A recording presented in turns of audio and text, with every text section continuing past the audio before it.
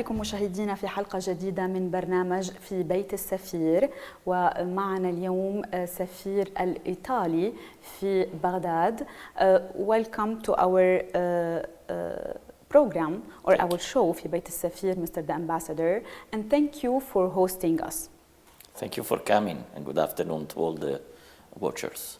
Good afternoon. Let's start with your beginnings. Tell us about your educational background. Well, it's very simple. I attended the ordinary school, the high school. I attended Rome State University and took a degree in political sciences. And then I tried the special exam that is requested to become a diplomat. I passed the exam at the first attempt, and exactly more or less 23 years ago, 24 years actually.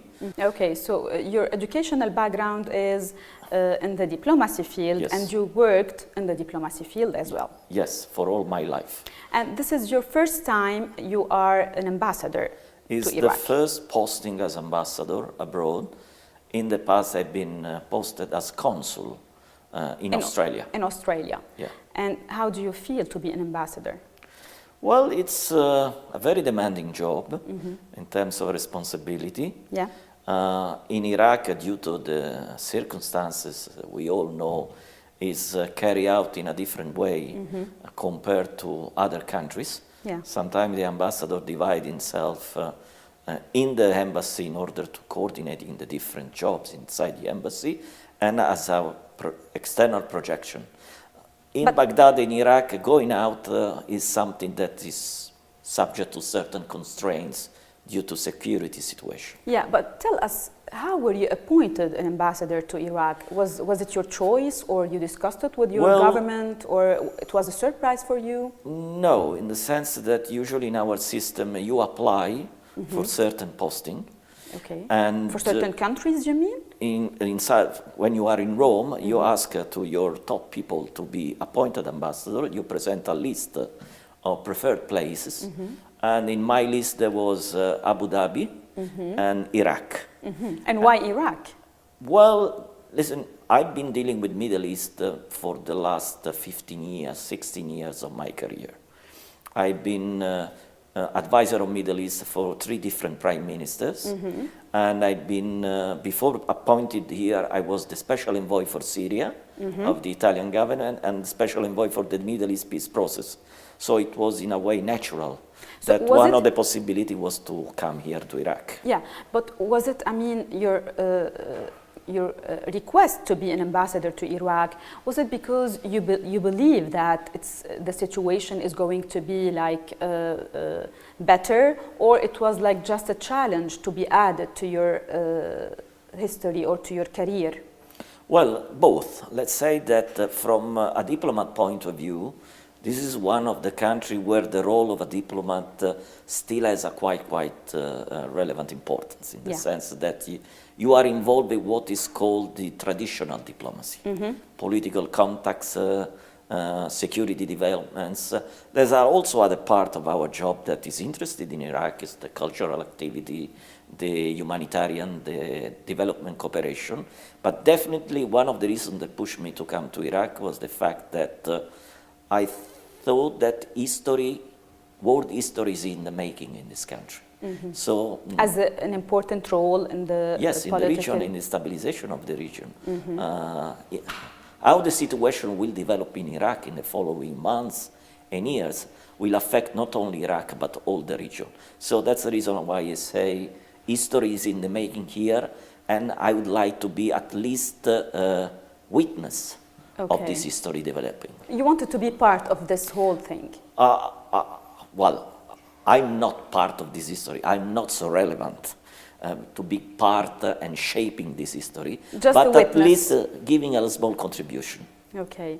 And you were not scared to No. come to Iraq? I mean, it's the situation is not really stable, and Listen, in 1994 I was posted in Somalia in a even more critical situation from the security point of view. we had not all this kind of security and defenses. Yes. In Somalia, they shot me 7 times in different ambushes. Yes. So, I mean, if I had to die, I should have died in Somalia. It didn't happen, so I decided to come to Iraq because it was challenging. Yeah. The one that were not happy were my family. It was my family, my wife and my daughter. So you have a wife and a daughter. Yes. And do they come here to Baghdad? They came. My wife once, my daughter 3 times. Just for a short period, let's say 1 week, 2 weeks. Actually, my daughter stayed for 5 weeks. Well, it's for some countries, it's not forbidden to. It's forbidden for Yes. the family of ambassadors to come or to join their. The ambassador. In our case to too. Iraq. Yes. Also in our case, but for limited period, let's say that they can come. I mean, it's They were not not afraid. explicitly, it's forbidden to be posted there with the ambassador all the time, but if they want to go and visit him for a short period, is allowed. So you were not afraid, they were not afraid, and they come like easily. I was a little bit afraid. The most difficult moment was when I had to compel my daughter to stay in the green zone and in the embassy, and she requesting me to go outside to explore enjoy the country. Baghdad and to explore the country. That was my most difficult task as ambassador here so far. To convince your daughter not to go out of the green zone. And I mean, my security in the Carabinieri have been very helpful in that, in order to contain her and not allow her to go outside. She's 19 years old, so basically she's curious and she's willing to know the world. She's studying Arabic and Middle East in London, so for her to be here was a way to try to see on the ground. Yeah, to practice the language on the To practice ground. the language and to practice what is she's studying at the moment. And what about you? I mean, how do you spend your time in Baghdad? Do you have friends? What do you do? I have friends, I have my colleagues here. We are, let's say, a big family. This is an embassy that, including the security, the staff, the other diplomats, we are around 50, 60 people. Okay. So let's say it's a sort of big family because we live inside here. Yeah. But I have some Iraqi friends that I see. I have lunch, dinner with them. I usually meet the other colleagues of the diplomatic community, the UN, and my Iraqi interlocutors. It could be academic, ministers of the government, different personalities in Baghdad, in the Kurdistan region. And my door is always open. Whoever wishes to see me and to talk to me is more than welcome. Yeah. Okay, and you don't go out? I go out. I go Out of the green zone? Yes. And is it safe for you? Well, I mean, it's not safe for anybody. I believe the situation compared to previous year has improved a little bit. You never know. Yeah. But when I go out, of course, I'm compelled to go out with 3 armored cars, wearing the bulletproof vest. It's complicated. Yes. And when I have to go out, I go. Many ministers here have their office outside the green zone. And so I avoid to go out if it's not strictly necessary, also not to expose too much my security detail to possible threat. And so what are the differences, or what surprised you maybe when you first came to Iraq? Well, if you don't want to talk about the differences between the culture in Iraq or the lifestyle of Iraq and the one in Italy or any place abroad. I mean, it's been quite difficult for me to experience the difference in the lifestyle because, as you know, for me, it's quite difficult to go out and enjoy and see a normal Iraqi family in their ordinary life. So I'm curious, I'd like to do it, but usually the last word is not on me, it's on my security. Yes. So it's usually a negotiation. They are the boss. In a way, yes. But it's also, as I said before, you have to think twice before insisting in doing something risky, because I do not put only my security, my person At at risk. risk, but also my security, and generally they are young guys with families younger than me, so I couldn't stand if something is going to happen to them because I'd been too reckless Yeah. in my decisions. Yeah, but is there something like noticeable to mention about anything that surprised you in Iraq when you first came here? I've been surprised mainly by the hospitality and generosity of the people in general terms, notwithstanding all the difficult times they have been through.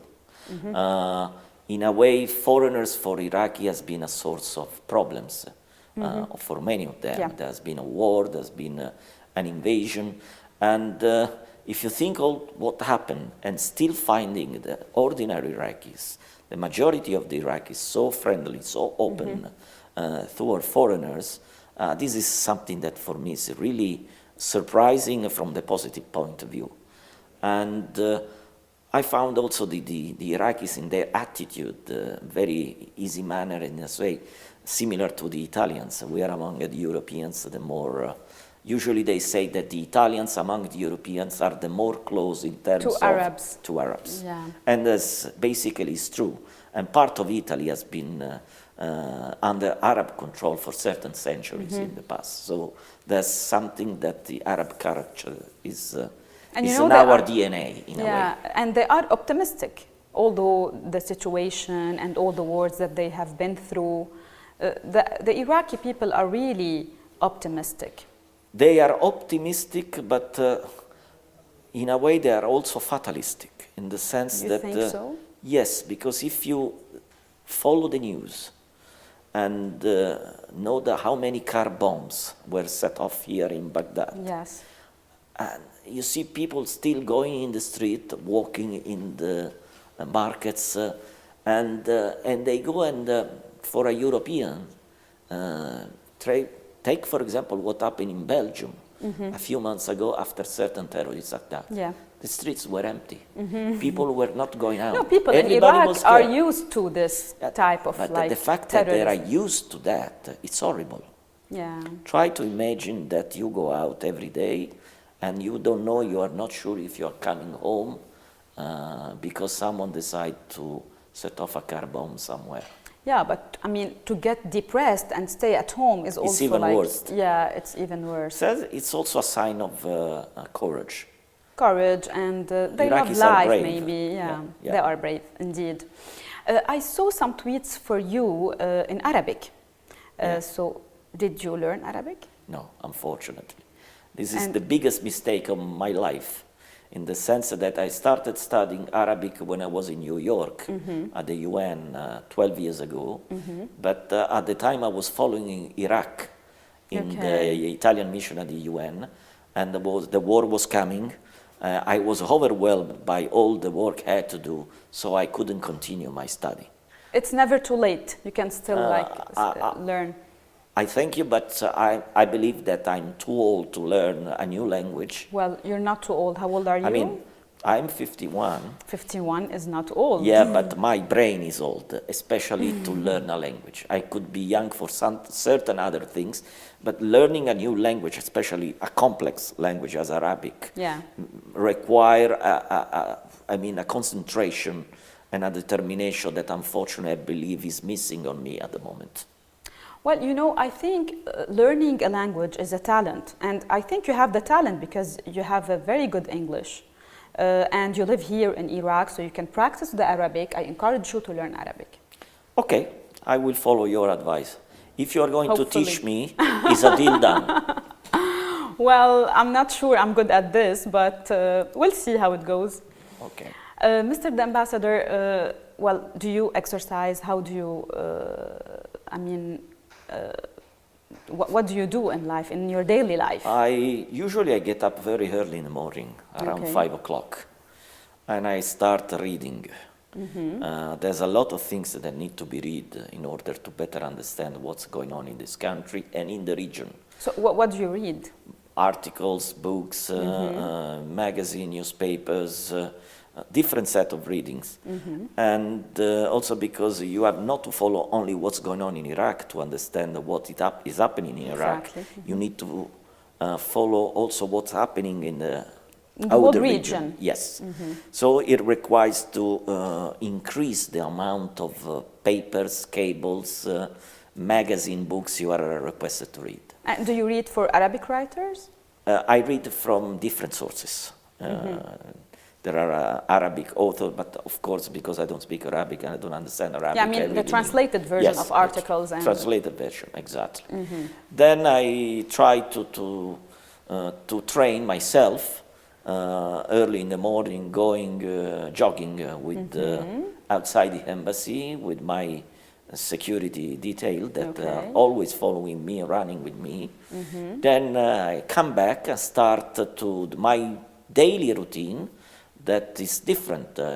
It happens that maybe for 2 entire days I'm inside the embassy writing and reading and receiving people here, or it could happen that you are requested to go out to see different personalities, to attend the ceremonies with the Italian military, or are requested to go outside Baghdad, for example, in the north, in Kurdistan region where we have Italian soldiers deployed, or to visit Holy Shrine. For example, I've been in Najaf last year.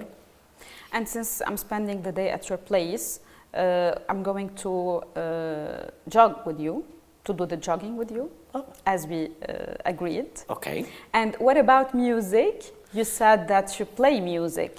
I used to play music roughly 40 years ago. When I was in the high school, we had a small musical band that we play something. But honestly, I've not been playing piano for the last 35 years.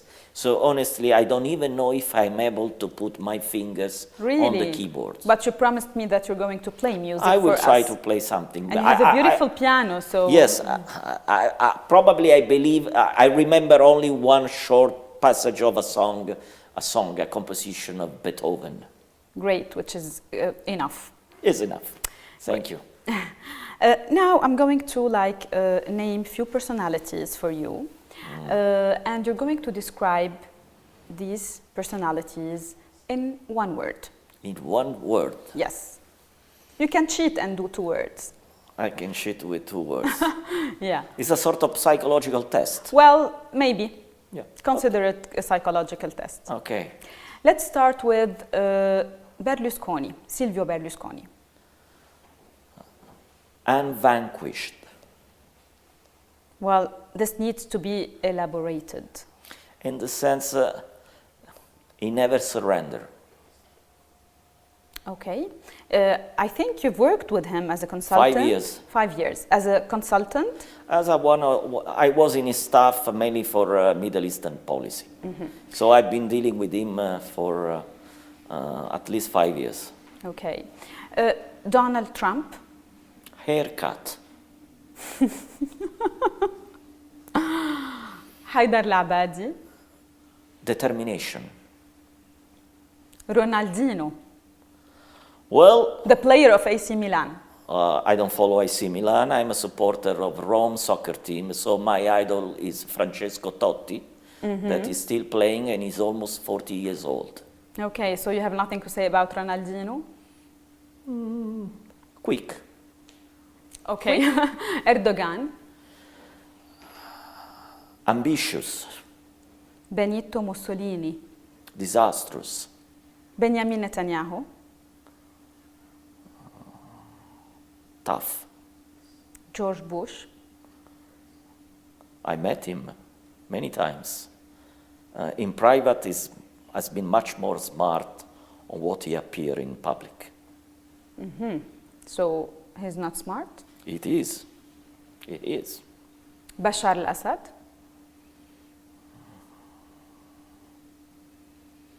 Well, it's quite difficult. I met the man in the past. Okay. Before the before war? the revolution and the civil war. I mean, it's quite difficult to find something because when I met him, he gave the impression of real determined personalities who had the intention to reform his country and to bring Syria into a more advanced modernity. Yeah. If you go now, what's going on is, guilty. Okay, let's have a small break and we'll be back. Okay. فاصل قصير مشاهدينا ونعود.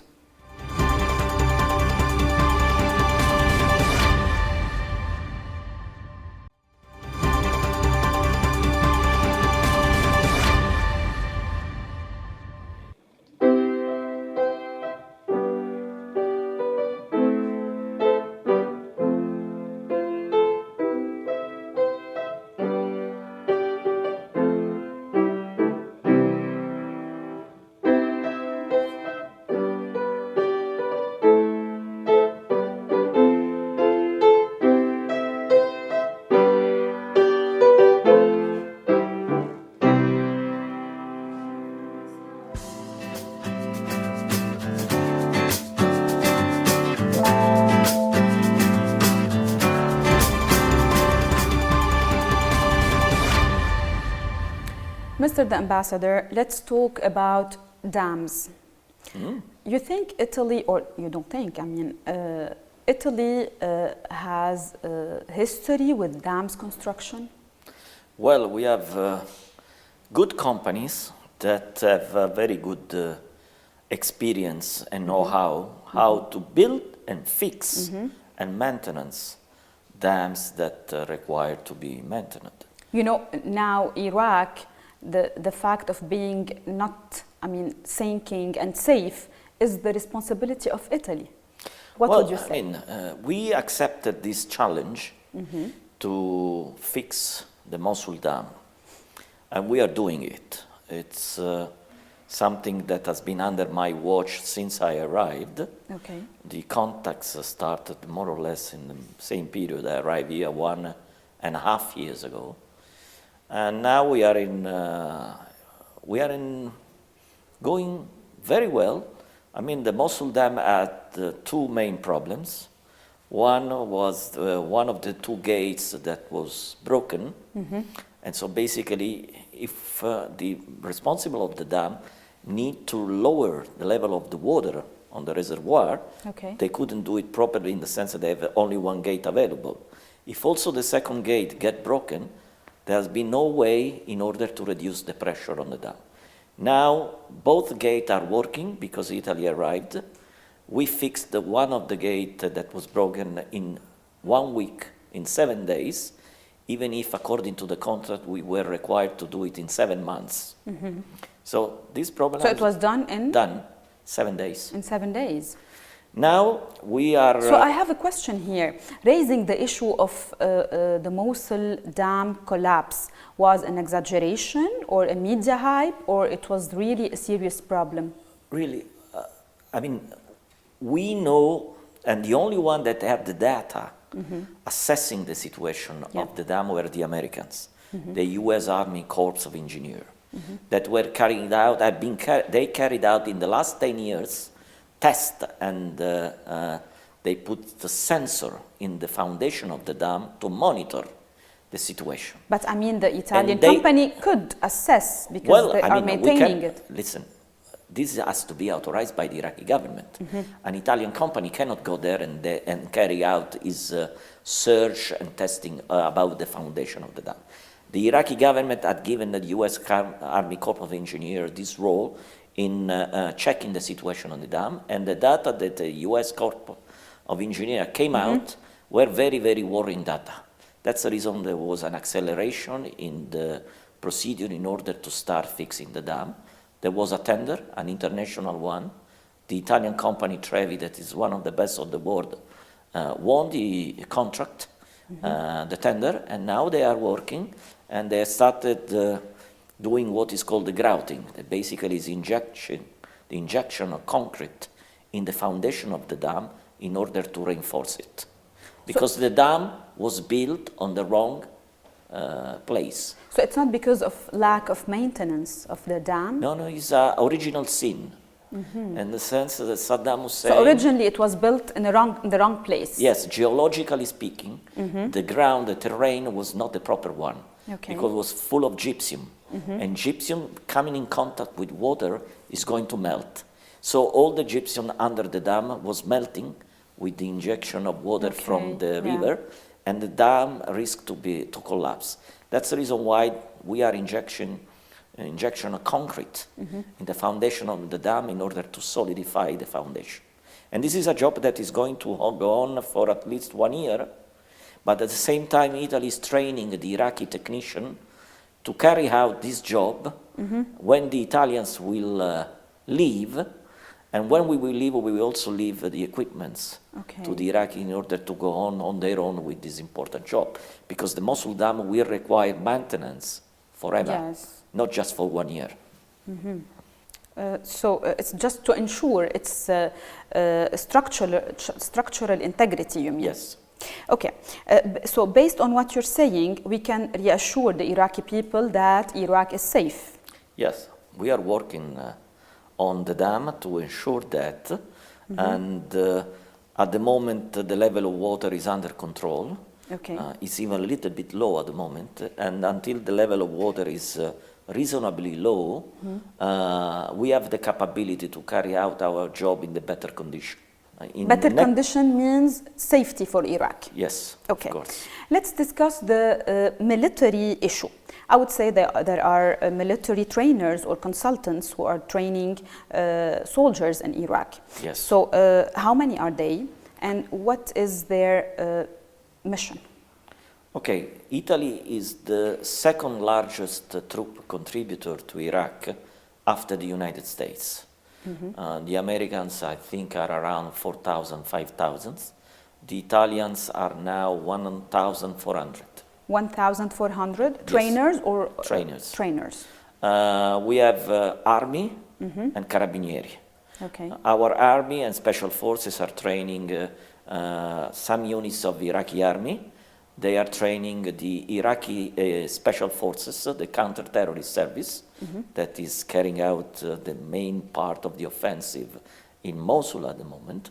Our carabinieri are training the federal and local police in Iraq, and we started also to train police in the Kurdistan region. Our army is also training the Peshmerga in Erbil. Okay. So basically we are very balanced in our training activities. And so far, the Italians, in roughly 2 years, we have been training 15,000 Iraqi soldiers and Peshmerga. And is there any time frame for them to stay in Iraq? Well, it depends. I mean, the 1,400 trainers. Yes. I mean, it will depend on the request of the Iraqi government and the coalition. Our mission is a mission that is carried out in the framework of the coalition against Daesh. Yeah. And so, until the mission is not over, we will continue to train Iraqi soldiers and Peshmerga. And how do you view the Iraqi forces that were trained by the Italians? Well, the results we got are very, very encouraging. Encouraging. The feedback we had is very, very positive. Our people, they got from the people they have been training very, very interesting feedback. Just to give you a story, one military commander that had been trained by the Italians unfortunately got his training after a battle that he had carried out with his unit a few months before.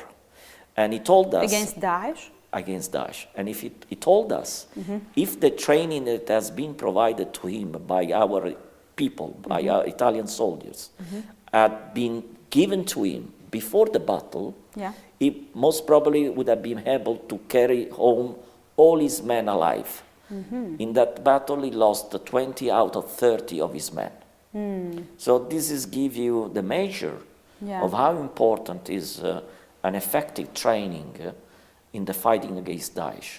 It's mainly means saving life, because a lot of soldiers sometimes they are killed because they have not the proper training, and they are certain times reckless in their behavior, and they don't know the basic rule of fighting sometimes, and it's more easier for Daesh to kill them with snipers, with IED, and other kind of warfare. So the training was fruitful, and it's really encouraging. Yes.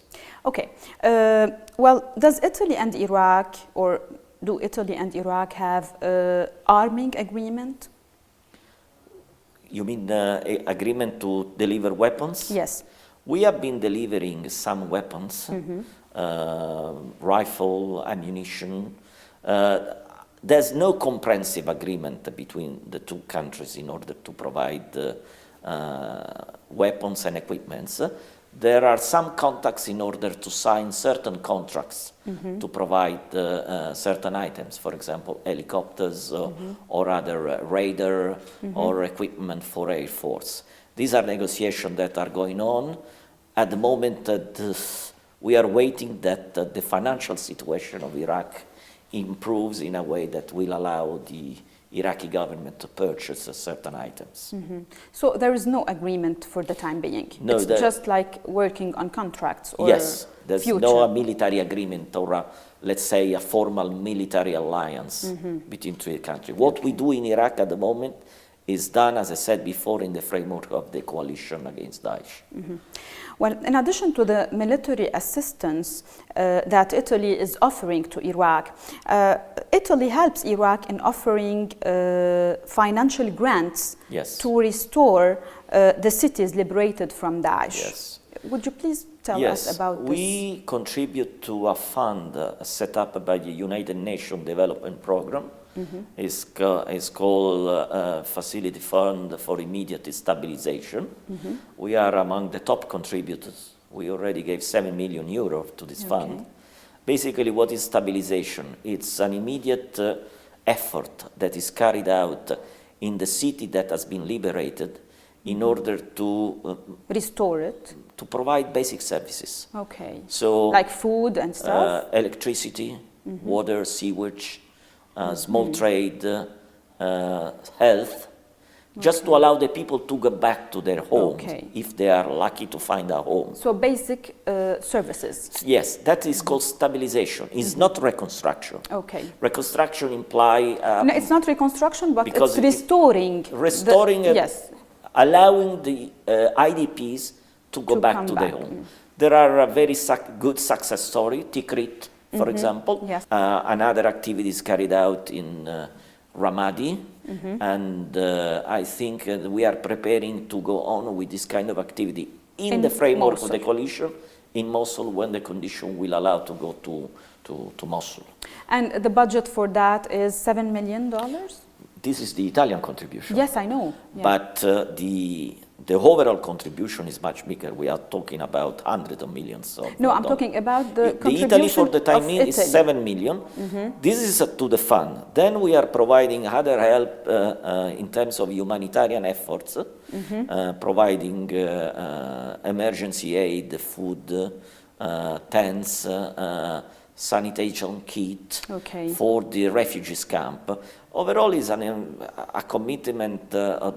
We are talking about 30-40 million of euros in 2-3 years. So, plus, there are all the costs we are covering with the presence of our troops, because we paid for the presence of our troops that are training the Iraqis. The trainers. The trainers. And plus, there's this activity we are carrying out. The cultural activity. We're going to talk about the cultural activities later on. I want to ask you about the reconciliation in Iraq. You know, donors believe that the reconciliation or the national reconciliation in Iraq is the only guarantee that Daesh or any terrorist group or any terrorist organization won't access Iraq. What do you think? I agree. I think that it's imperative for the Iraqis to share again a common vision of the future of this country. If there's no common vision on the future, reconciliation will not work. So I think Iraqis, no matter which religion, no matter which ethnicity, they have to find and focus more on the reason that unify them than the reason they divide them. I would say that it's time that the Iraqis, they draw a line. The past is past. What happened, happened. Let's see the future. Let's stop to claim each other certain grievances due to events in the past, Shia against Sunni, Sunni against Shia, Shia and Sunni against Kurds, and so on. Because if they continue to go in the claim of the past, they will never sort it out. Of course. Everybody has his baggage of grievances and sufferances. It could be bigger for a community, less big for another one, but it is virtually impossible to come and count and adjust everything and everyone according to what happened in the past. But do you see any light for a national reconciliation in Iraq? Yes, because it's mainly related to the young people, the youth. The new generation. The new generation. Many of them, due to generational situation, they have no idea who Saddam Hussein was. Yeah. They could even not able to identify him in a picture. So in a way, there's a situation now that people, the youth, should look at the future.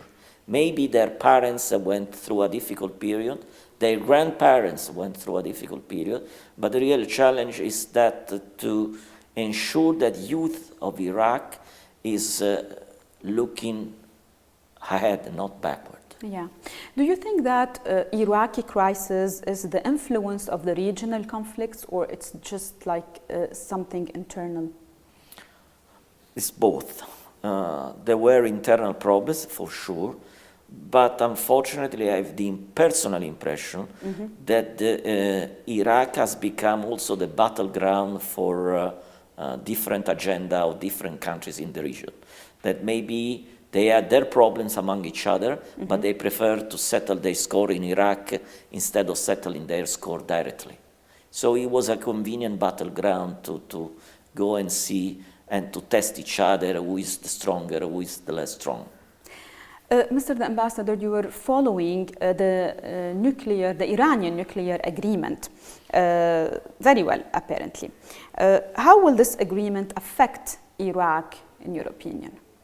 Well, in the measure that the tension between the international community and Iran is reduced, this will benefit Iraq for sure, because on the other way, it's going to be quite difficult to manage and stabilize the situation. We know that Iraq and Iran have a very strong relationship that is going on for centuries, due for the Holy Shrine, the significant part of the Iraqi population are Shias, and so it could be quite difficult for Iraq to manage a situation and it's their relationship with the international community, while the same international community is going after Iran because of the nuclear program. Now this agreement is quite important, and I really hope that this agreement is going to stay in place. It's not going to be changed. Yeah, but how does it affect Iraq directly? Well, it's not affect directly Iraq, but I mean, let's assume the worst case scenario. Someone is deciding to attack Iran because of the nuclear program. Away from the military cooperation, what's the role of Italy in the national alliance against Daesh? Well, I told you, we are not only the second largest contributor in Iraq, we are also the leader in the training here in Iraq. So we are one of the main nations involved in the overall activity against Daesh. And but I mean, away from military cooperation, or we are the leader in the counter-financing group inside the coalition. So basically, it's the group of the subgroup of the coalition that is struggling against Daesh in order to stop the finance of the organization. And so is approving all that kind of legislation and cooperation among the country in order to target the finance of Daesh everywhere in the world. Furthermore, our role against Daesh is not limited to Iraq, but for example, is also very, very much involved in Libya, for example, because Libya is another battleground against Daesh, and for Italy, Syria. Libya is, and Syria. But for Italy, Libya is just across the sea, so there's a lot of refugees arriving from Libya to Italy, And the stabilization of Libya, it's as much important as the stabilization of Iraq. And the more these countries are stabilized, the less chance are for Daesh to profit. And how do you view the situation in Syria? And how does it affect the Iraqi portfolio? Well, the situation in Syria has already affected Iraq, because Daesh was born in Iraq, then moved to Syria because found a useful battleground in Syria to perform, and then he came back to Iraq in 2014 with the history that we know. Situation in Syria is definitely tragic. Now I'm afraid I've been special envoy for Italy for 2 years on Syria. I'm afraid that the fighting will continue, a slow motion war will continue, and this is going to affect the population that has been already affected in a terrible way. Aleppo is in a very critical situation at the moment, the eastern part of the city. And I don't see, honestly, a solution close. I think that we are going to see slow motion war going on for many months. Time. Yes.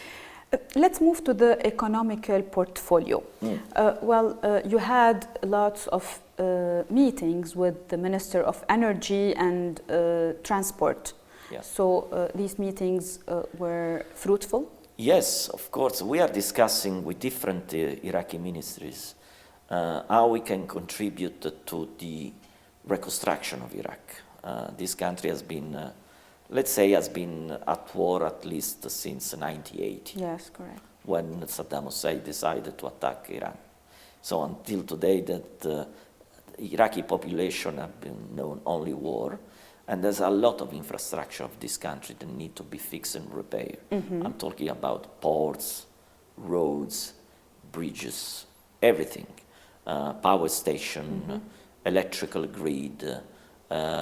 So there are huge opportunity for many Italian companies to come here to provide the know-how and to help Iraqi to rebuild the country. Did you come up with agreements?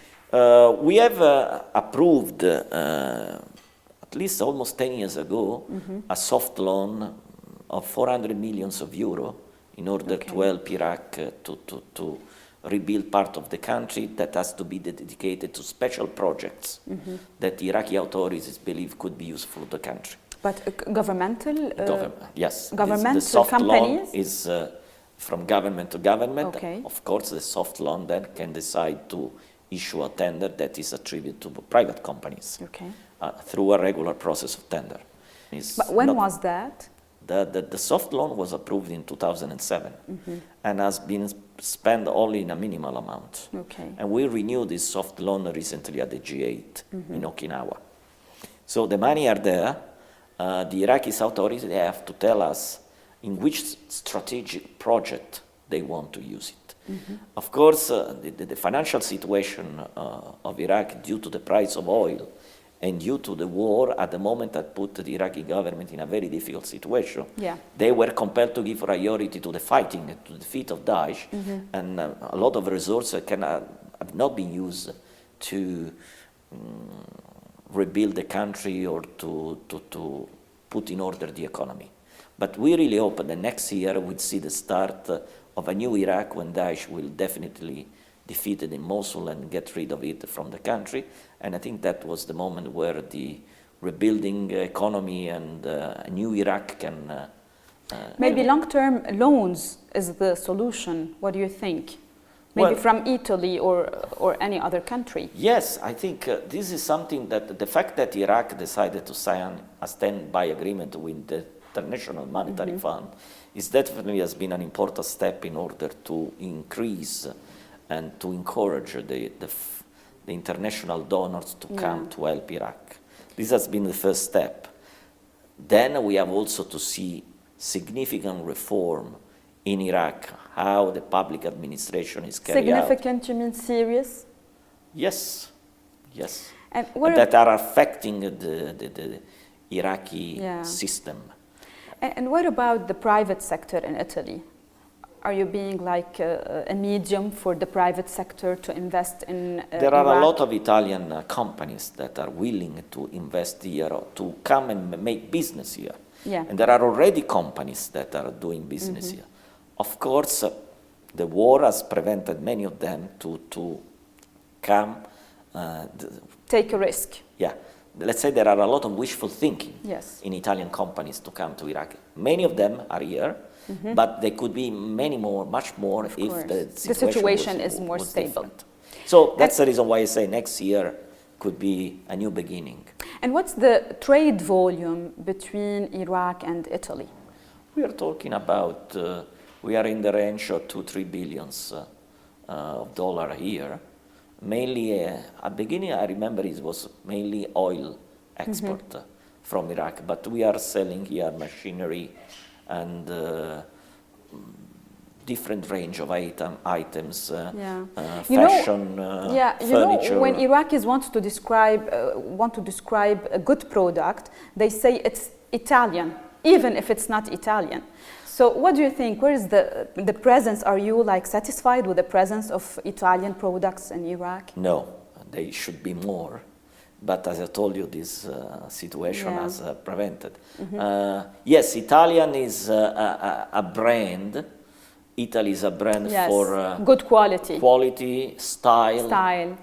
And a lot of people are saying they sell their products written made in Italy, but they are not made in Italy. Yes, correct. And we Italians, we immediately recognize from the product, design how it's done, if it's made in Italy or not. This is true for design, but also for food. You know how many people that are selling Italian food products say that are Italian, they are not. And they are not Italian. There used to be Italian car presence in Iraq, but not anymore. No, at the moment we have been insisting and pushing Italian car companies to come back to this market. But at the moment we are not being successful, I have to admit it. But the Italian car companies had a very significant process of restructuring in the last 10 years. Okay. It's not only Iraq that has been affected by this decision, but also other countries. Okay. So we'll have a break and we'll come back. Okay. فاصل ونعود.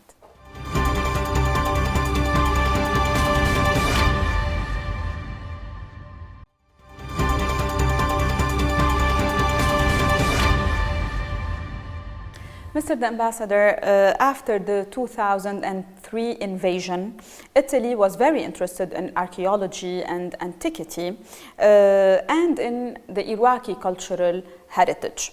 What did Italy offer in that field?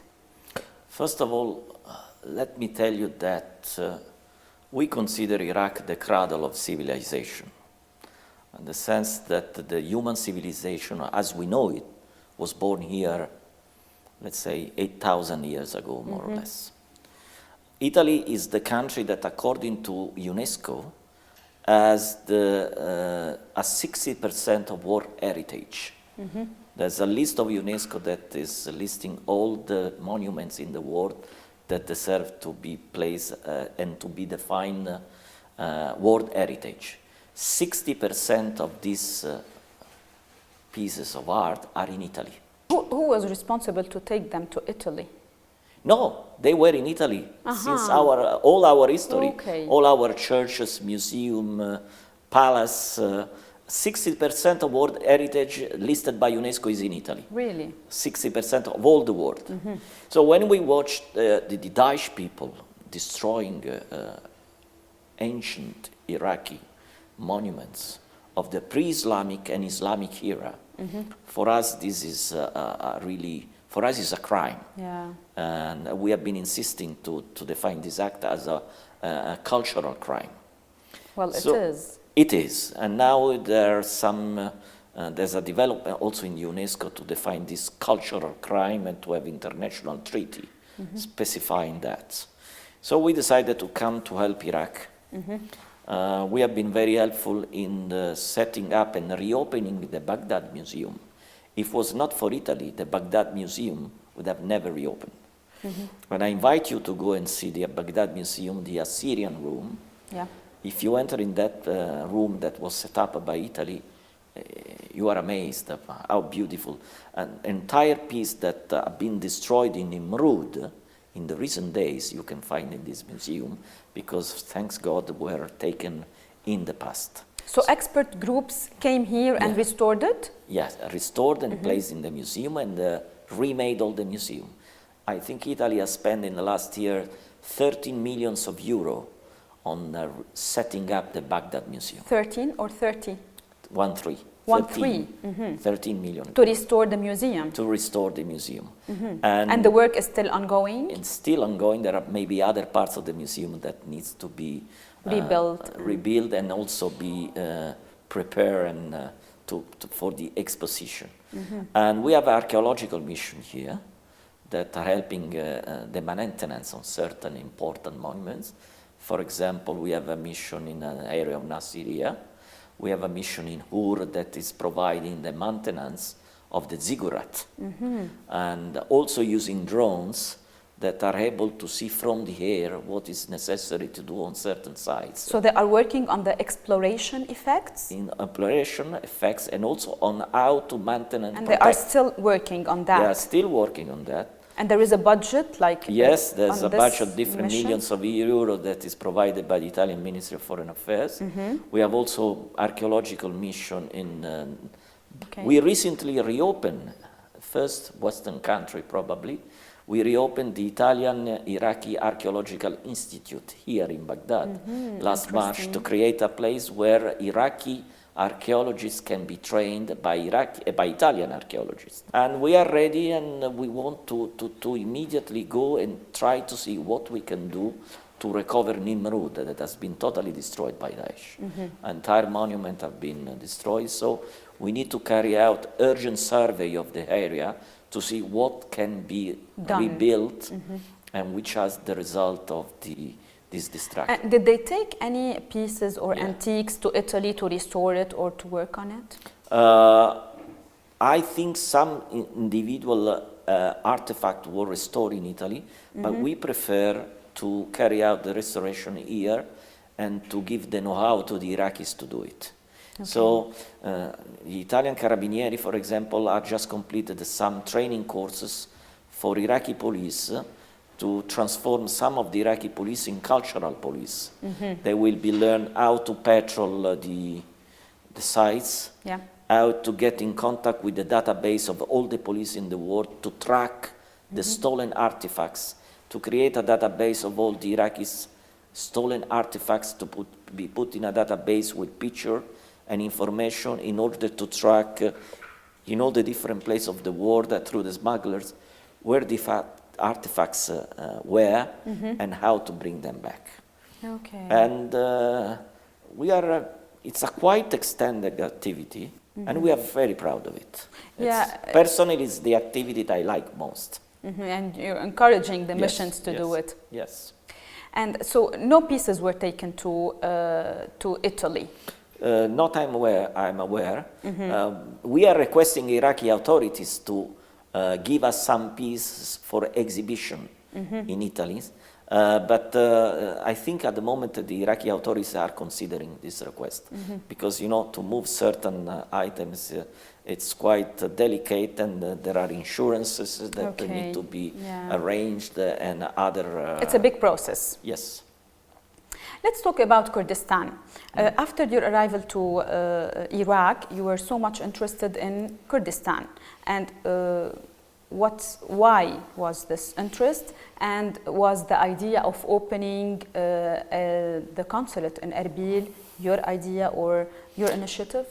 No, it was not my initiative. When I arrived, the decision had been already taken because we realized that there was a significant demand of consular services from the Kurdish population in Kurdistan region. And we also knew that also due to the conflict, was quite difficult for people to move and to come to Baghdad to get consular services, mainly visas.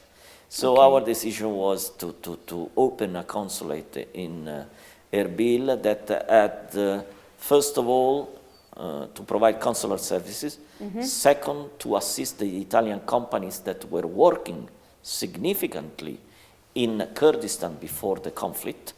So it was a sort of hub for support our nationals there, but at the same time provide to Kurdish people the visa if they need for business, for a commercial mission in Europe. And the Italian companies stopped working now? Many of them have been forced to stop for two reasons.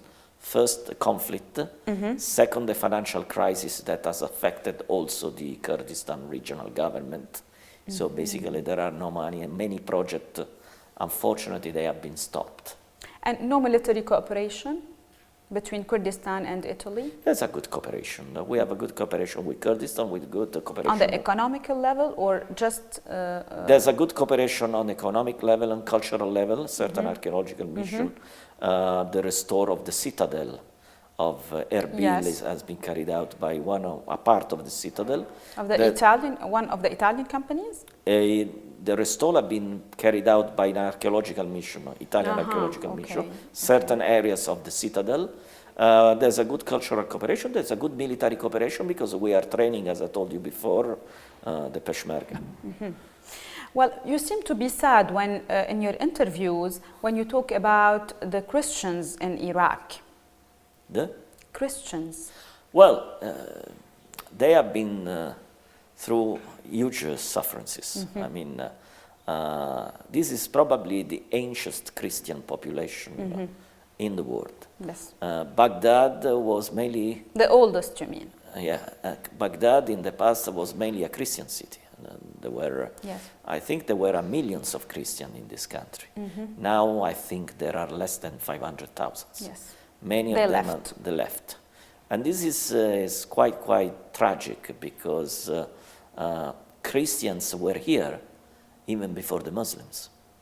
But for centuries, that was not a problem. When Muslims arrived everywhere, they have been very tolerant with the Christians. They have been living together for centuries. It's only when this terrorist group of Daesh arrived that Christians started to be persecuted in this country. Okay. And so we really hope that after this black page of the history of the country, Christians can come back and to live. Yeah, but several embassies in Iraq facilitated the way out of Christians outside Iraq to help them, I mean. Did you do the same as Italian embassy? Yes, we have been facilitating Christians to come to Italy. So you are not encouraging them to stay? I mean, until a certain months ago, encourage some Christians in certain community to stay implied to condemn them to be killed. So it was difficult for us to encourage them to stay in the area where they were. At least did you propose a way to the Iraqi government to maintain the presence of the Christians in Iraq? Well, this is part of our routine dialogue with the Iraqi authorities. I've been complaining with Iraqi authorities for the recent law banning alcohol, because I say I respect the Holy Quran and what the Quran says about the consumption of alcohol, but in the Christian religious celebration, wine is used. Yeah. And so we are not asking to go around Baghdad with a bottle of whiskey in the hand, flashing the bottle in front of mosque. We are simply asking that the Christians that they want to do it and they want to drink in their private home are allowed to do it or to use it for their religious celebrations. You know, many churches have been destroyed. Did you do anything about this to restore the churches? The churches or cathedrals? The yes, I mean the problem that we face is budget. Italy, as Iraq, has its own budget problems. So cathedrals and churches are not among the plan of the mission to restore it? Some of them. Now that we are considering to start certain project, identify a church that has a particular significant and historical meaning in a part of Iraq. I will not say where, otherwise immediately the situation could trigger some interest. But the more the situation improves, the more we can do in order to provide our expertise that is not going to be limited only to churches. I'm dealing with the Najaf library and the Imam Ali shrine in order to provide our expertise to better keep and store the books and provide maintenance to ancient copies of their books in their library. So it's our activity is not focused only on Christian, it's activity focused wherever there is art to be preserved, wherever there's a culture to be preserved, Italians are there. Okay, good. So let's have a small break and we'll be back. Thank you. فاصل ونعود.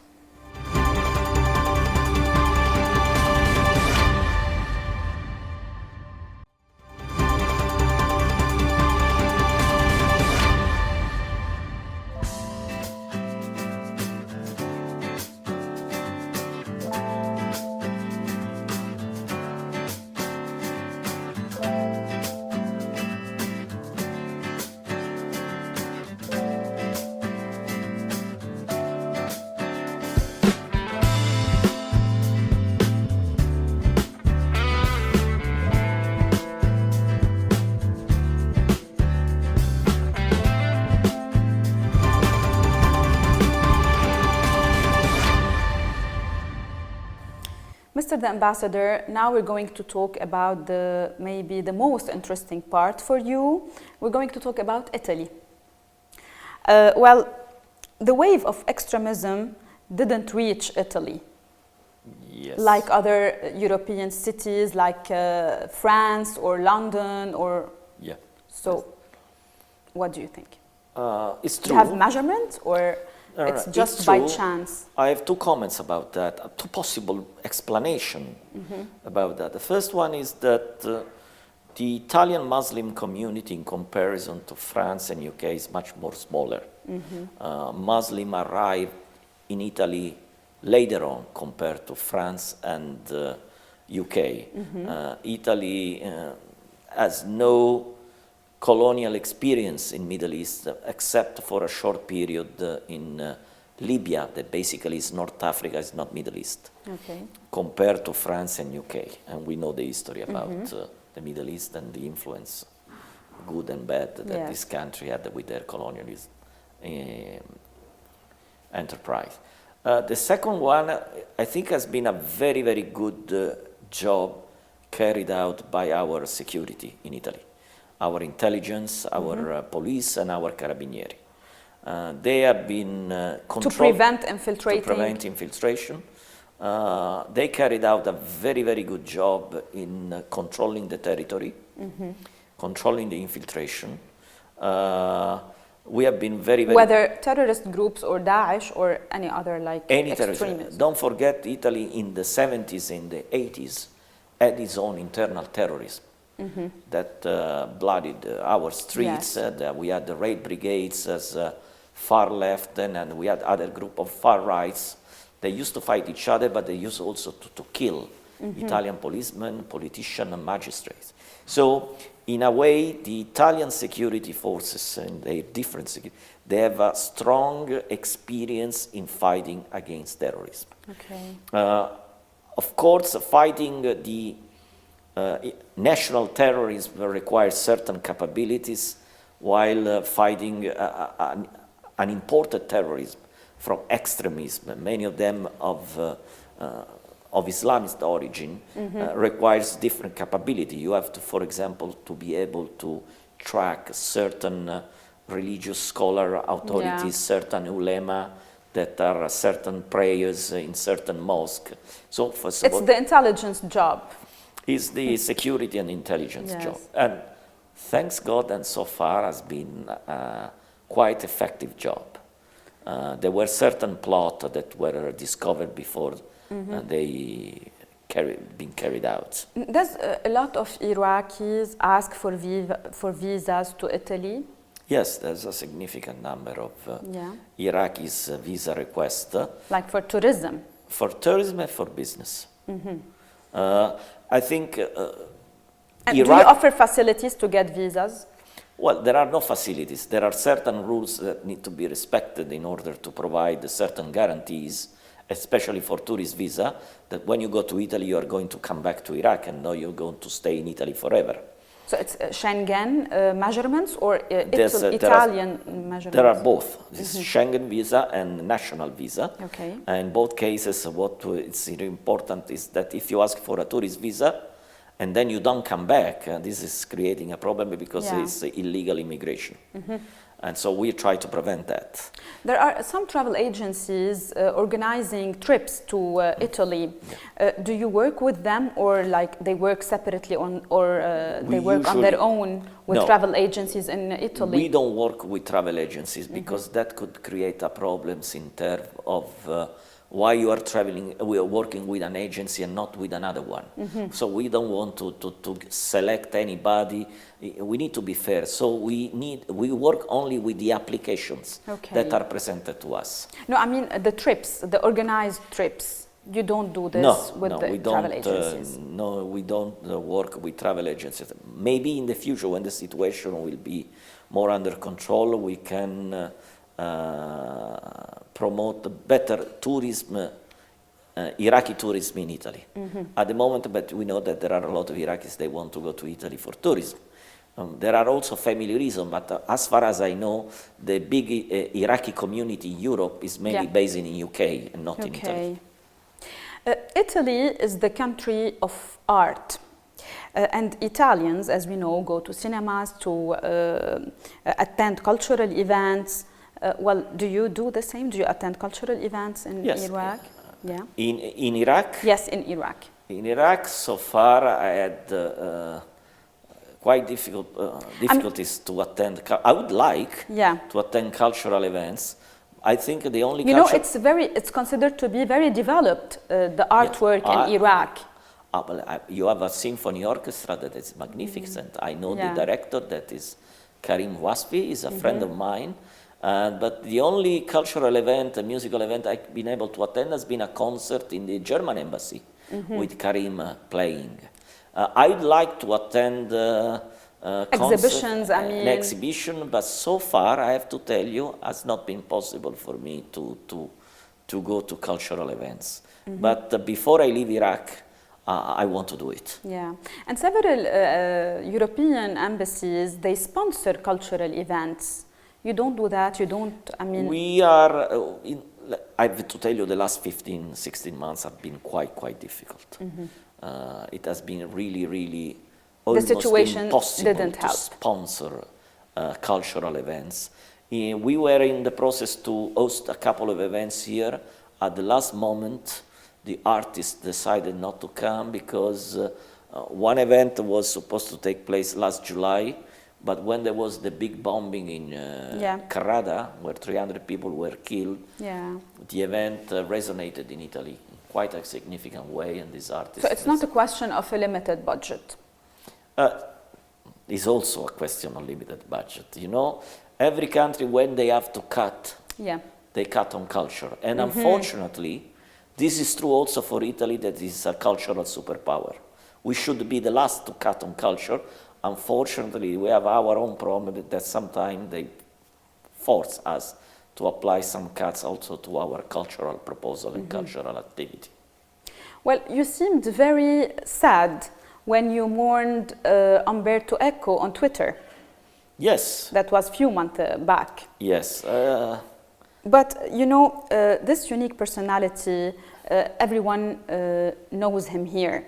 But why don't you work for like translating novels for novelists like him to Arabic?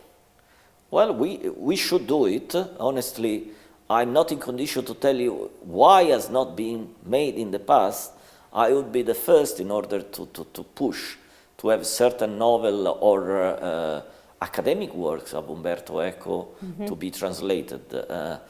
Umberto Eco is known unfortunately, mainly as a philosopher and novelist. But in reality, he has been one of the most important semiologists in this sector. So the scholars know him mainly for his semiologist activity. Then all of a sudden, in 1980, he decided to write one of the best novels I ever read, most probably, The Name of the Rose. Yeah. That was the first one. I think has been translated in Arabic. It's the most popular one, I guess. Yeah, I think they draw also a movie. Yes, correct. It's So the this sad story is most of the people know the story more because of the movie or it's than always reading like that. the book. Yeah. Yes, yes. And I mean, this doesn't require a big budget to translate books or novels, or for Italian writers, just to introduce them to Iraqis or to the Arab world. Yeah. Well, let's go back to Italy. Yeah. Again to Italy. It has been since antiquity the center of history, culture, and art. Yeah. Can you name the 5 must-see art in Italy?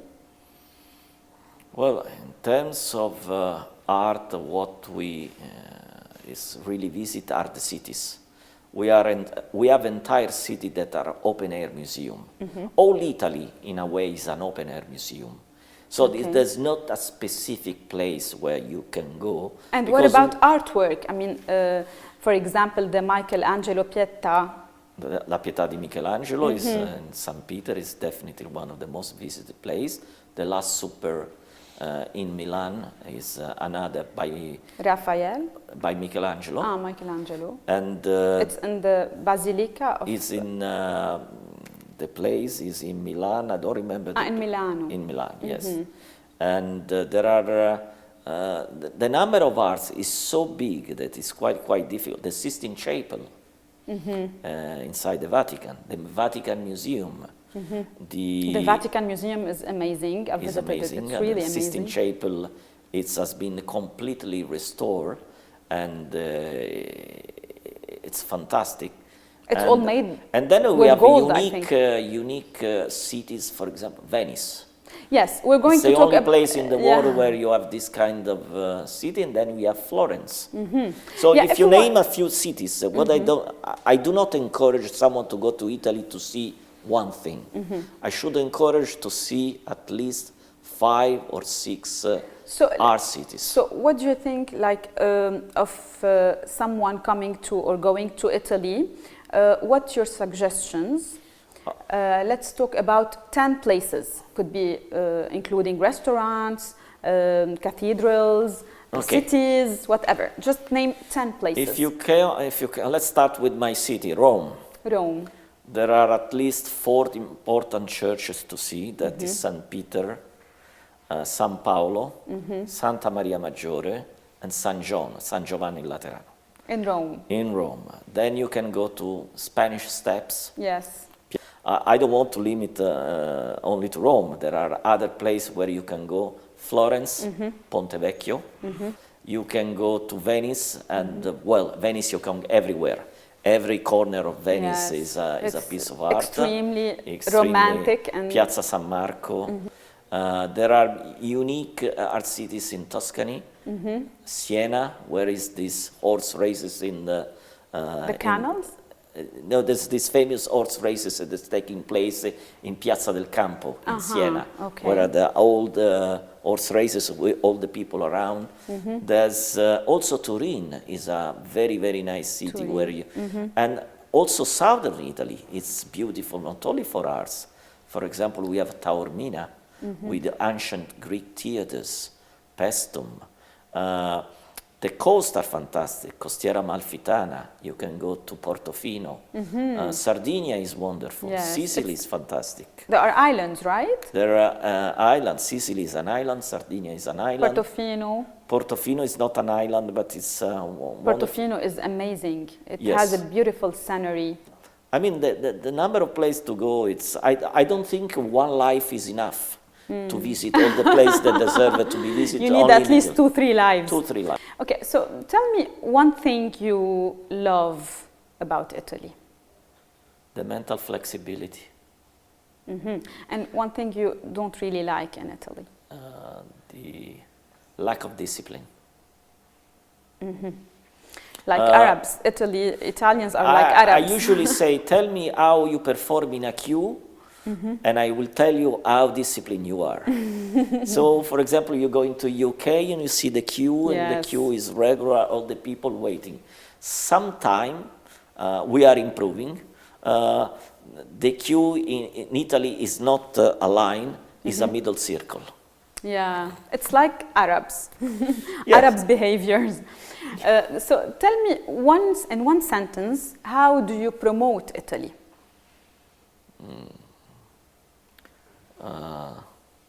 We are a master of style, class, and taste all over the planet. Talking about the style, do you have any specific designer, fashion designer that Fashion you... design, but that- not only fashion designer, interior designer. Interior. Designer, fashion designer, the way to present yourself. It's, and I think we are also, I cannot resist, I have to say that, we are master lover. The word Latin lover was invented because of Italians. So in a way, I think we can be romantic much better than many other people in the world. Yeah? And we are.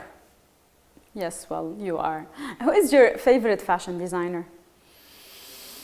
Honestly, For men and for women? it's quite. Giorgio Armani, I prefer Valentino. Valentino. Yes, as And for men? I think Valentino for.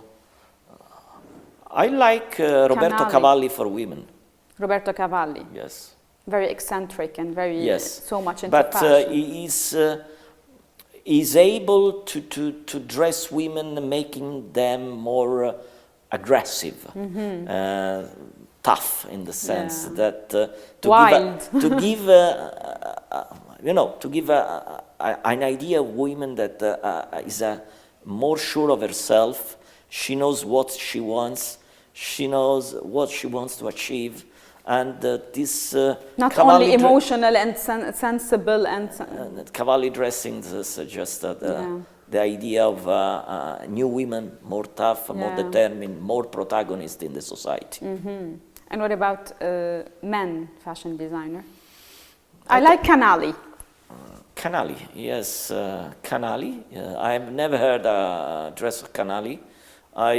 My dress has been Zegna. Zegna. I have something of Valentino.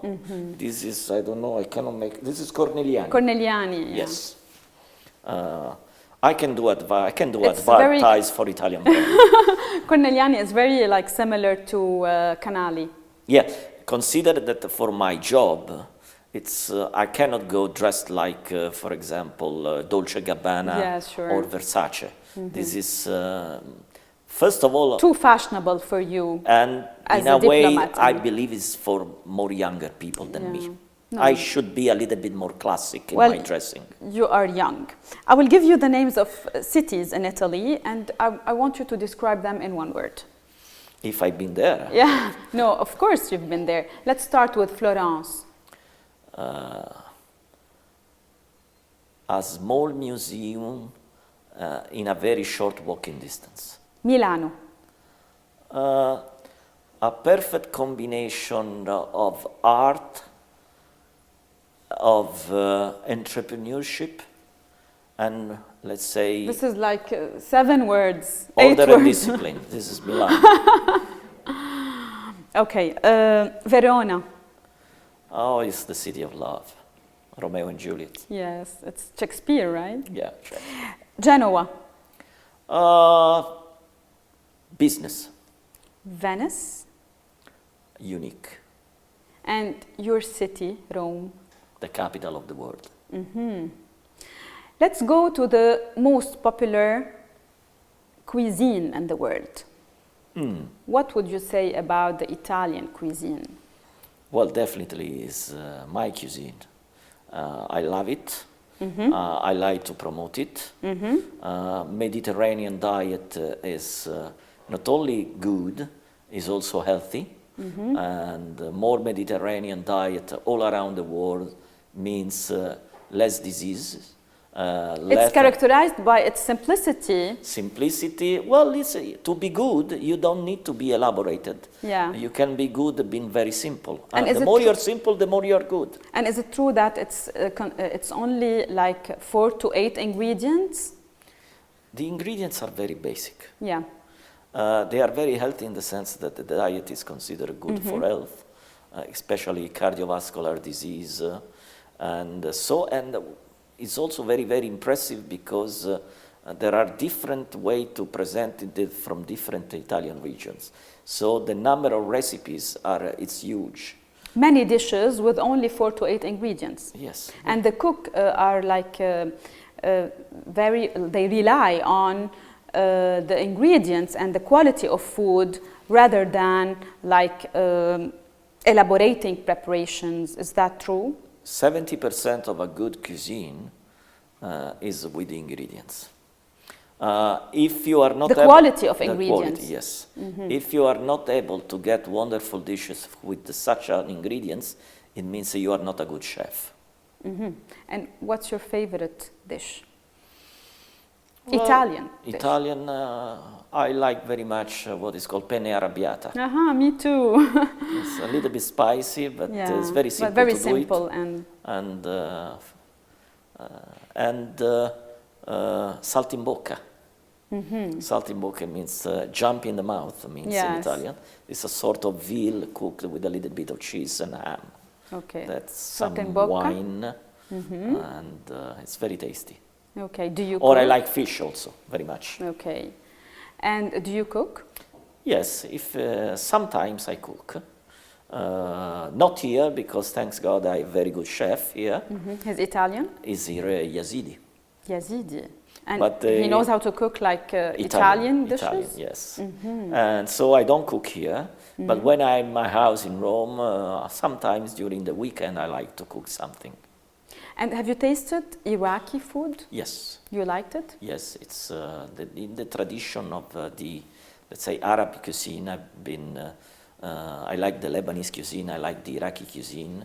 There are so many dishes. I like the rice, I like the lamb, I like the rolls with rice. I usually have been invited in many Iraqi houses where I taste very, very good dinners. And when you compare the Iraqi food to Italian food, no, what would you they say? are not comparable. They Not are different. comparable. Iraq, you put everything on the table and is a never-ending part in tasting everywhere. In the case of Italy, you have a sequence. The dishes arrive one after the other. And so, for example, in the Italian case, we match, for every dish, we match a different kind of wines. This is something that is not going on for obvious reason with the Iraqi cuisine due to the Islamic... they don't put wine or... Yes, of course. Yeah. But sometimes we match wine and food because they exalt each other. They increase the flavor each other. It's a very complex activity because it's not so easy to pick up the perfect wine for the perfect dish. Well, you know, I've lived in Rome for 1 year, and I've visited the real Roman food. It was really amazing.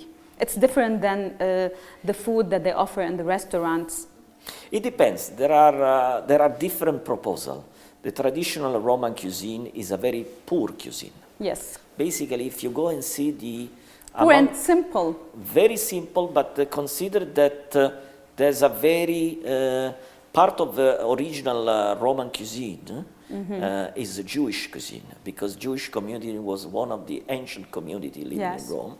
And there are certain certain dishes of the Roman tradition that basically are Jewish dishes. Yeah. But there are what we call the trattorie, where it's not only what you eat, it's the way you eat and the environment. Yes. All people that are singing, they are laughing. People talk from one table to another table, even if they don't know each other. Usually it never happens somewhere else in the world. Yes. It happened to me to sit in a trattoria to eat and then finish my meal in another table because we met people and we mingled. Yes, yes. Yeah. The ambience is very important while eating. Yes. Well, would you like to say anything? I say that for we Italians, eating is not only a way to survive, but it's a sort of liturgy. We are one of the few people in the world that when we eat, we talk about food. Not all the people of the world, when they eat, they talk about food. They talk about something else. Yes, correct. In Italian case, most of us, they eat, and we talk about what we are going to eat later on. I thought you talk about the ingredient of what you're eating. We talk about the ingredient, we talk about an experience we had with that dish in a previous occasion. We talk about how could that been done differently in this And you talk occasion. about what's your next meal Yes, going to of course. Yes, of course. That's interesting. Well, with cooking and food, we are going to end this episode. It was really interesting. I don't know if you have something to say to the viewers or to the Iraqi people who are watching you. Oh, first of all, I pass to them my best greetings, and I'm really happy if they will be so patient to listen all of what I have to say. But first of all, it is an occasion for me to present to Iraqi public opinion, to the audience, and it's a good opportunity for me that, as I said before, to introduce yourself to the Iraqi people. To introduce myself, because for the obvious reason I explained before, it's quite difficult to go around. So I really hope, and I thank you, because I think your TV gave me the opportunity to outreach in a bigger way the Iraqi brothers. Well, we thank you for being part of this show. Thank you for the amazing interview, and let's go to do the jogging thing together. Thank you. Thank you. With pleasure.